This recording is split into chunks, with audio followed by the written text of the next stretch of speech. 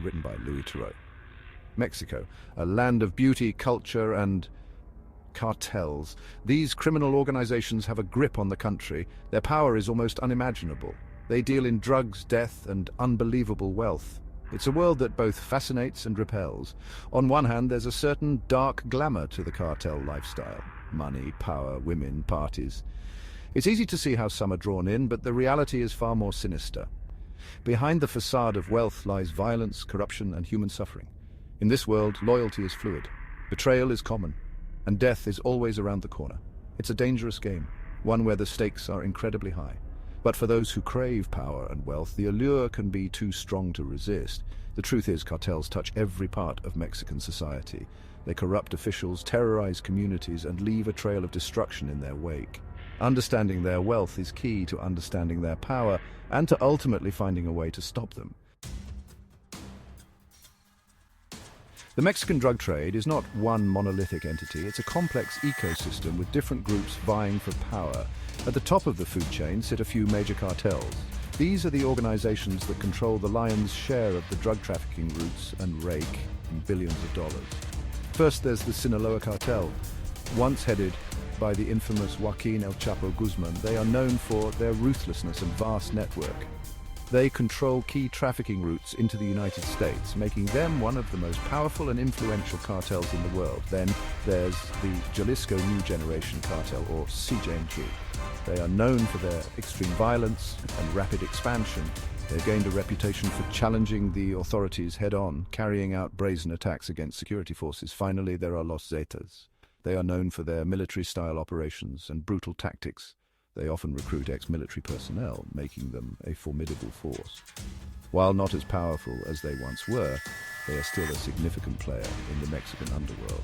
These cartels are constantly fighting for territory, resources, and power. This leads to a cycle of violence that has plagued Mexico for decades. The lifeblood of any cartel is money, and these organizations have become incredibly efficient at generating it.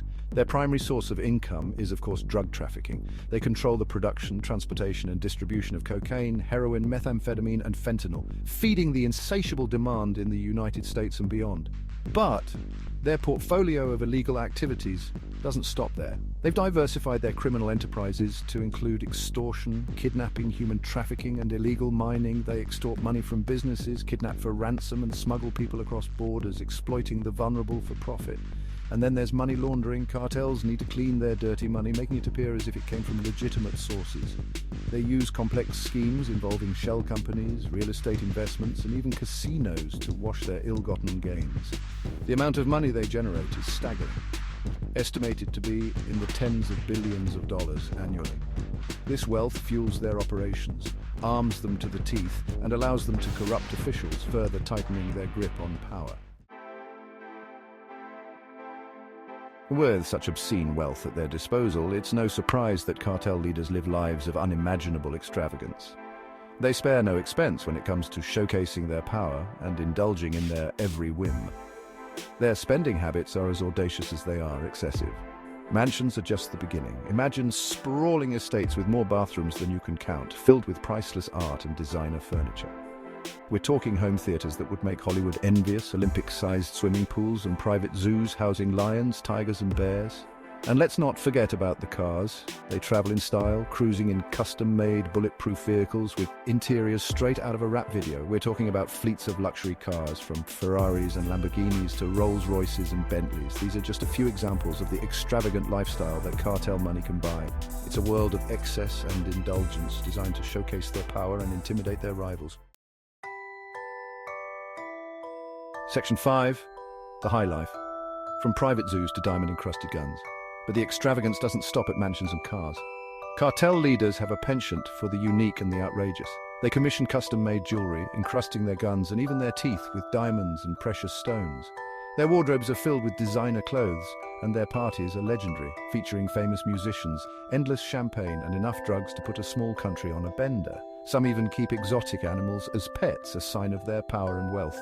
Lions, tigers, bears, you name it, they've probably got it. These animals are often kept in deplorable conditions, a testament to the cartel's disregard for anything other than their own amusement.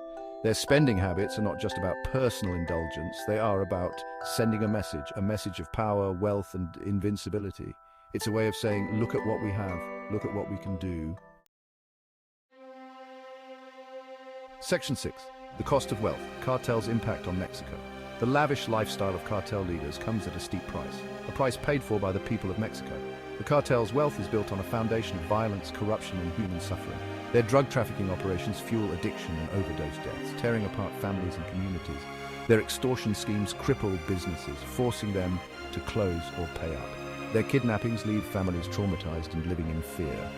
The violence associated with the drug trade has claimed the lives of tens of thousands of Mexicans. Innocent people caught in the crossfire, journalists who dare to speak out, and government officials who refuse to be corrupted all fall victim to the cartel's reign of terror. Their wealth also corrupts law enforcement and government officials, undermining the rule of law and eroding public trust. It creates a climate of fear and impunity where justice is a distant dream. Section 7. Fighting back. Taking on the cartels. The Mexican government, with the support of the United States, has been engaged in a long and bloody war against the cartels. The military and specialized police units have been deployed to combat cartel violence and disrupt their operations. They've seized tons of drugs, weapons, and cash, and they've captured or killed several high-ranking cartel leaders. There have been some significant victories, but the fight is far from over. The cartels are resilient and adaptable. They have vast resources and a seemingly endless supply of recruits. They've infiltrated law enforcement and government agencies, making it difficult to root them out. The fight against the cartels is a complex and dangerous one, with no easy solutions. It requires a multi-pronged approach that addresses not just the symptoms, but also the root causes, such as poverty, inequality, and corruption. Section 8. The never-ending story, corruption, and the cycle of violence. Despite the efforts of law enforcement, the cartels continue to thrive. One of the main reasons for their resilience is corruption. Cartels have infiltrated all levels of government and law enforcement. They bribe officials to turn a blind eye to their activities, protect them from prosecution, and even provide them with intelligence. This corruption creates a climate of impunity where cartel members feel untouchable. They operate with little fear of consequence, knowing they can buy their way out of trouble. The cycle of violence continues, fueled by the flow of drugs and money. As long as there is demand for illegal drugs, there will be cartels willing to supply them. And as long as there is corruption, the cartels will continue to operate with relative impunity. Section 9. A glimmer of hope. Can anything stop them? The situation in Mexico is dire, but there is always hope. Civil society organizations are working tirelessly to raise awareness about the human cost of the drug trade, provide support to victims of cartel violence, and promote peace and justice. There is a growing movement within Mexico to address the root causes of cartel violence, such as poverty, inequality, and lack of opportunity. By providing young people with alternatives to a life of crime, there is a chance to break the cycle of violence. The fight against the cartels is not just a fight against criminal organizations. It's a fight for the soul of Mexico. It's a fight for a future where peace, justice, and the rule of law prevail.